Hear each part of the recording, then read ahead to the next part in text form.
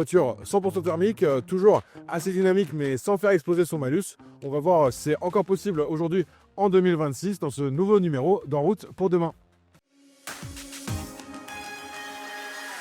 En route pour demain. Et oui, Skoda a fêté en 2025 ses 130 ans et donc joli cadeau d'anniversaire en fin d'année. La marque a lancé cette nouvelle déclinaison de sa citadine, la Fabia en version 130. Alors 130 pour 130 ans, mais également 130 kW, la puissance de son moteur thermique, ce qui fait 177 chevaux.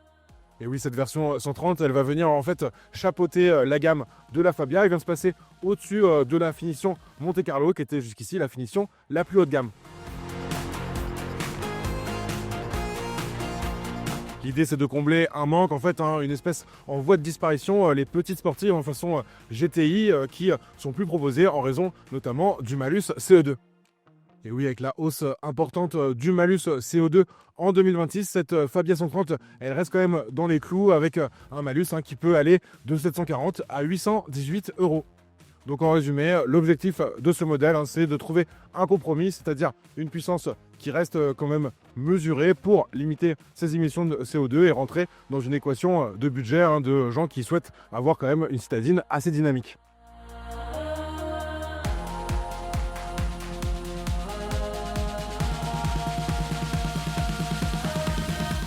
Et sinon, on reste sur la base de la Skoda Fabia de 4e génération, lancée en 2021 et sur l'ensemble de sa carrière depuis 1999. On peut dire que c'est un énorme succès puisque la voiture elle s'est vendue à plus de 5 millions d'exemplaires.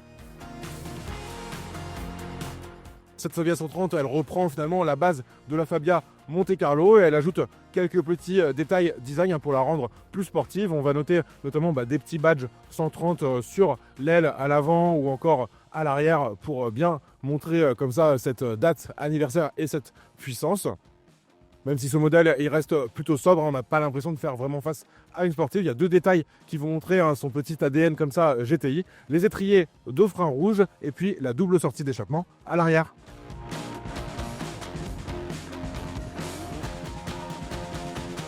Et dernier détail esthétique sur cette finition 130, on va récupérer des jantes 18 pouces au lieu des 17 pouces de la finition Monte Carlo. En bonne citadine polyvalente, cette Skoda Fabia, elle fait 4,13 m, donc ça reste assez compact, mais avec quand même une bonne habitabilité intérieure. C'est ce qu'on va voir tout de suite.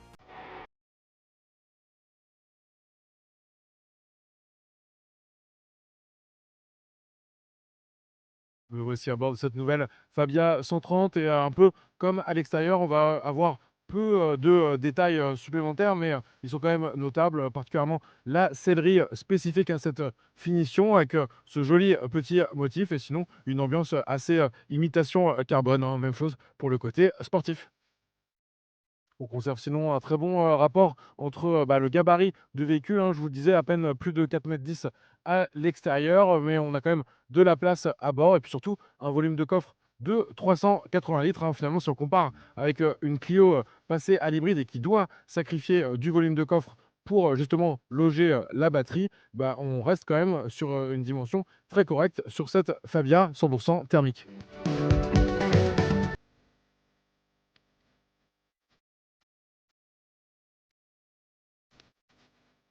Et sinon, on garde la très bonne base de ce modèle lancé en 2021, donc qui accuse peut-être un petit peu aujourd'hui le poids des années. Ça va se retrouver peut-être sur l'écran tactile avec ses larges bords, mais l'avantage, c'est qu'on a quand même pas mal de raccourcis pour accéder aux différentes fonctions facilement. On a la compatibilité Android Auto, CarPlay sans fil, donc ça aussi, un très bon point. Et en partie basse, on va avoir des réglages de climatisation manuelle, mais même chose, ça aussi, c'est plutôt bien pensé. On a quand même une petite touche raccourci pour accéder à des réglages supplémentaires depuis l'écran tactile. Ça aussi, on a l'habitude au sein du groupe Volkswagen, mais également spécifiquement chez Skoda, un écran décompteur qui est vraiment très bien organisé et qu'on va pouvoir largement personnaliser, mettre notamment la cartographie directement sous les yeux du conducteur. Et ça, c'est quand même toujours pratique lorsque le passager il veut par exemple intervenir sur la musique et moi garder la navigation GPS sous les yeux. Alors comme on est sur une finition assez haut de gamme, on a quand même pas mal d'équipements proposés de série. Après, c'est vrai qu'on est obligé de rajouter quand même un pack hiver pour bénéficier des sièges chauffants. Ça, c'est un petit peu dommage. Et même chose pour la navigation qui n'est pas intégrée directement, qu'il faut payer en supplément. Mais ça, on va dire que c'est moins un problème aujourd'hui où beaucoup de gens finalement passent par leur smartphone et donc CarPlay, Android Auto pour avoir la navigation directement dans l'écran. Un bon volume de coffre dans cette Fabia, mais ça ne se fait pas au détriment de l'espace à l'arrière. On est assis assez confortablement pour un grand trajet. En revanche, on va pas vraiment avoir beaucoup de fonctions proposées. Un petit bac de rangement dans la portière, l'orientation des buses de ventilation ici devant moi, mais pas de réglage spécifique pour les passagers à l'arrière. Et surtout, juste en dessous, on aurait peut-être aimé accéder à des ports USB pour recharger un smartphone. Par exemple, malheureusement, ce n'est pas proposé.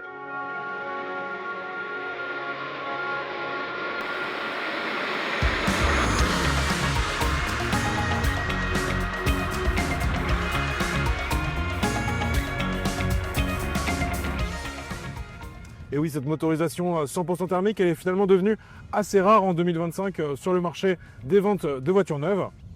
L'essence non hybridée a en effet représenté sur le marché français 21% des ventes. Si on ajoute le diesel, même chose sans hybridation, on est à peu près à 26% du marché si on compare avec l'hybride qui lui a représenté 50%, plus de 50% des ventes même, donc une voiture neuve vendue en France sur deux.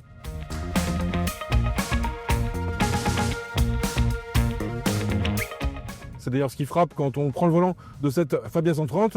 Finalement, en route pour demain, on teste des modèles assez récents qui sont de plus en plus proposés en hybride à minima, voire en 100% électrique. Et donc, on est habitué à avoir cette récupération d'énergie. Lorsque je relâche le pied de la pédale d'accélérateur, la batterie, qu'elle soit hybride, encore une fois, ou 100% électrique, elle va récupérer cette énergie. Et donc, on a un effet frein-moteur.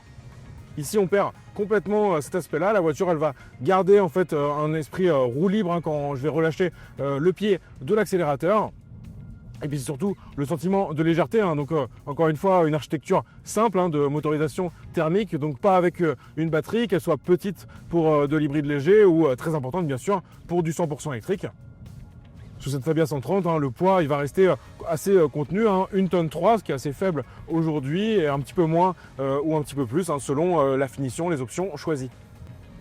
Côté moteur, justement, ce qui nous intéresse particulièrement aujourd'hui, on est sur le 1,5 litres TSI du groupe Volkswagen, donc un moteur bien connu. Et jusqu'ici, on pouvait avoir jusqu'à 150 chevaux de puissance sur la Fabia. Et donc, sur cette version 130, comme je disais en introduction, 130 kW, donc 177 chevaux, on gagne 27 chevaux. Alors, ces 177 chevaux, c'est ce qui va permettre à Skoda de présenter cette Fabia 130 comme la Fabia la plus rapide de l'histoire. Il y a une petite ambiguïté sur le terme de rapidité. En fait, cette rapidité, elle est à comprendre comme la vitesse maximale la plus élevée jamais proposée sur ce modèle. On est en effet à une vitesse maximale de 228 km/h, donc nous on n'a pas fait de circuit, donc je vous rassure, on ne l'a pas testé lors de cet essai.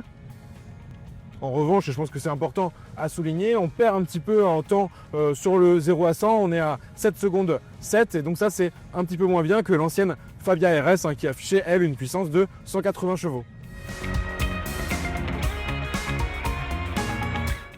Ce moteur il est associé à la boîte automatique DSG7 qui est même chose très connue désormais au sein du groupe Volkswagen et qui se montre très efficace dans les passages de rapport.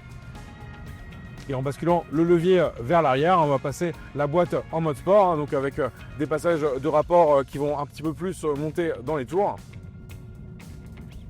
Et ça va être couplé aussi aux différents modes de conduite, un mode normal qu'on utilise principalement et qui va garder un bon compromis entre confort, on va dire, et dynamisme.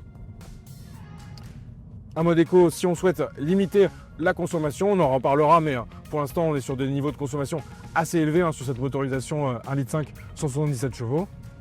Et le mode sport qui va bien raffermir quand même la direction. On bénéficie aussi de suspension rabaissée sur cette version Fabia 130. Mais le compromis il reste très correct, on ne perd pas non plus trop en confort. Elle va rester une citadine polyvalente, bien adaptée pour on va dire, la conduite du quotidien. Elle garde ce tempérament assez sportif qui est assez plaisant, sans être non plus un foudre de guerre. D'ailleurs tant mieux parce que même si on a des étriers de frein rouge au niveau du freinage, il n'y a pas non plus de progrès énorme par rapport à la version 1,5 litre 150 chevaux.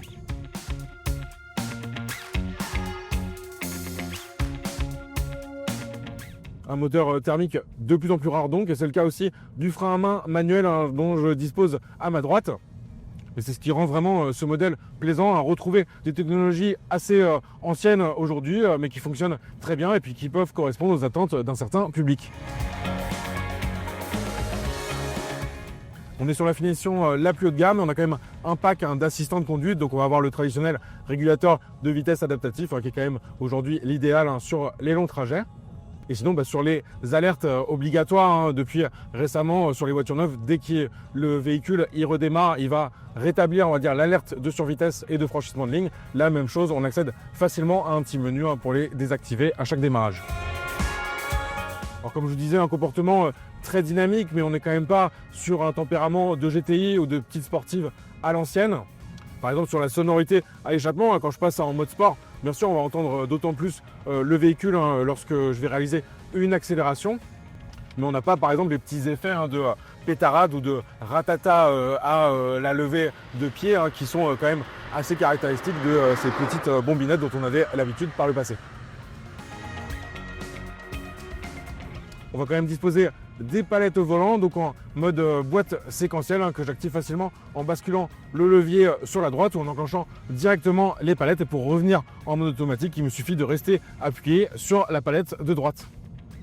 Mais finalement, la boîte DSG7, d'autant plus dans le mode sport, elle va être assez réactive. Donc c'est vrai que c'est peut-être un petit peu gadget d'avoir ces palettes, sachant qu'en plus, en rétrogradant directement grâce à celle-ci, on va quand même pas non plus bénéficier d'un frein moteur, ce qui peut être utile, on va dire, dans un cadre de conduite dynamique et qu'on est habitué à une boîte manuelle ou à l'inverse, sur une voiture 100% électrique, a du freinage régénératif très poussé, mais qui peut être très agréable en conduite sportive ou juste dynamique.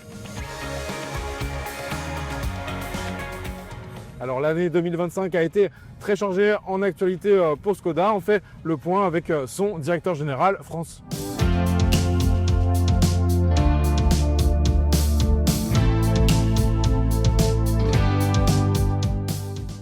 Je suis avec Julien Bessières, directeur général de Skoda France. Bonjour Julien. Bonjour.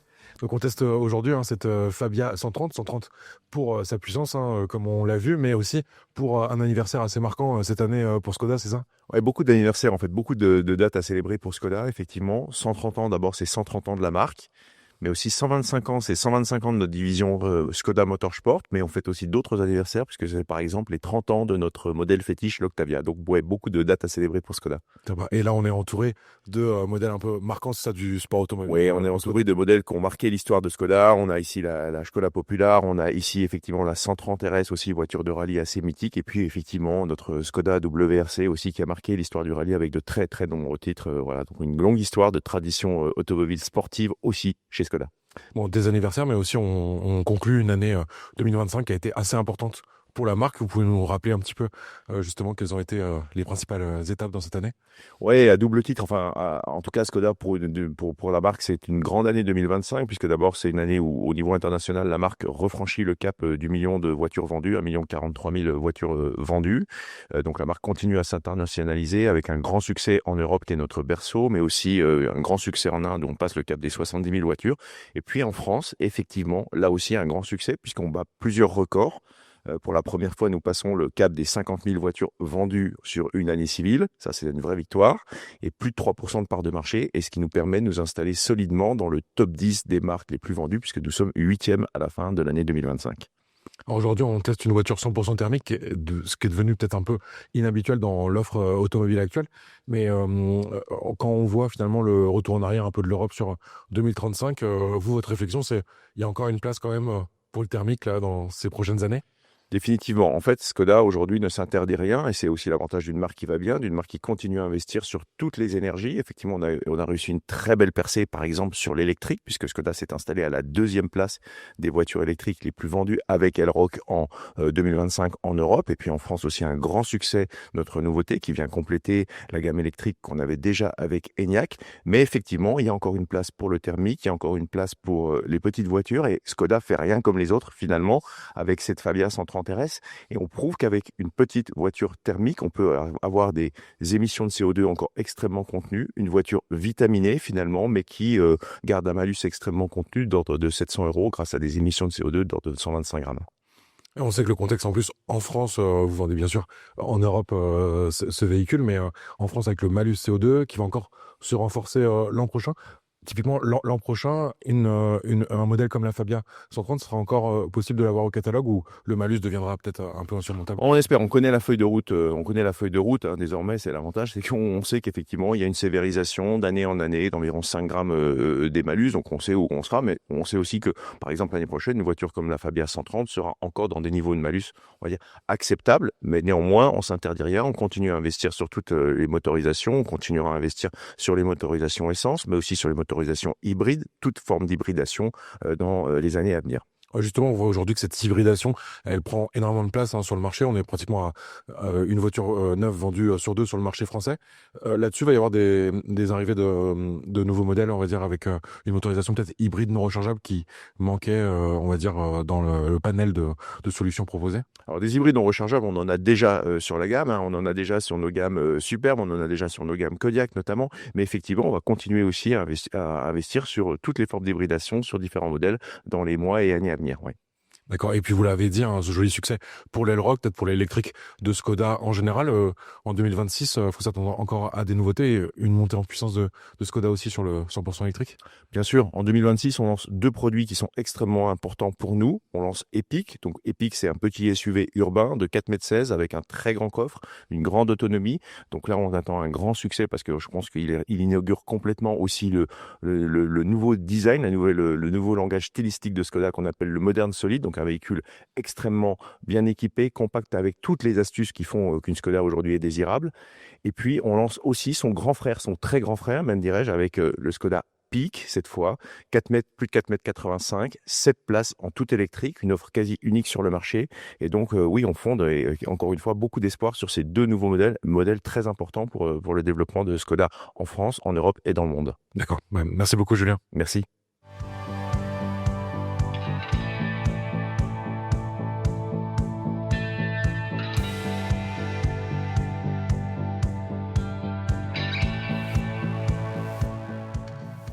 Nous arrivons à la fin de l'essai de cette Skoda Fabia 130, un modèle qui se montre assez convaincant sur cette motorisation donc 100% thermique qui peut paraître un petit peu à contre-courant des tendances actuelles. Et nous, en termes de consommation, on est ressorti autour des 8 litres au 100, donc un résultat qui est assez honorable puisqu'on a quand même eu pas mal de roulage dynamique sur les petites routes des spéciales du rallye de Monte-Carlo. Et aujourd'hui, peut-être un petit peu plus tranquille, mais quand même avec de la conduite sur autoroute à 130 où on a pu constater qu'il y avait bien une désactivation de 2 cylindres à rythme continu sur autoroute, ce qui permet de réduire quand même de manière significative la consommation.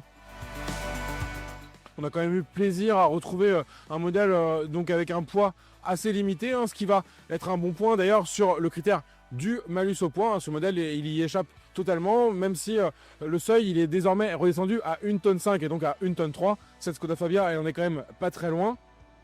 Alors que certains SUV hybrides rechargeables, eux, doivent désormais écoper de cette surtaxe. Sur le malus CO2, on reste sur des montants donc assez limités pour le moment, même s'ils deviennent quand même significatifs. Et donc à voir ce que ça donnera l'an prochain, avec une trajectoire qui est déjà connue, et donc un modèle comme celui-ci, 127-128 grammes, qui devrait dépasser le seuil symbolique des 1 000 € de malus. Si en France, cette Fabia sera peut-être sortie du catalogue ou sera plus si intéressante avec le malus de l'an prochain, au niveau européen, en tout cas, Skoda continue à faire confiance à ce modèle. Et d'ailleurs, elle vient d'annoncer qu'elle le prolongeait jusqu'en 2030, donc dans son catalogue au niveau européen. Côté prix, cette Fabia 130, elle reste quand même assez onéreuse, puisqu'il faut compter 34 350 €. Et donc ça représente 3 000 € de plus environ que la Fabia Monte-Carlo avec le 1,5 litre TSI 150 chevaux. Bon, ce qui reste un petit peu dommage, c'est qu'on doit quand même compléter cette finition très haut de gamme par quelques packs d'options pour être quand même à un niveau correct en termes d'équipement. Et puis on peut regretter l'absence de certaines options comme des réglages de sièges électriques par exemple. En résumé, 2026, c'est clairement l'année de ce modèle pour le marché français avant d'avoir un malus qui deviendra certainement beaucoup plus pénalisant en termes de vente. Surtout dans le contexte de disparition de ses principales concurrentes où il reste à peine une mini couperesse en concurrente vraiment directe et suite à la disparition du catalogue d'une certaine Volkswagen Polo GTI.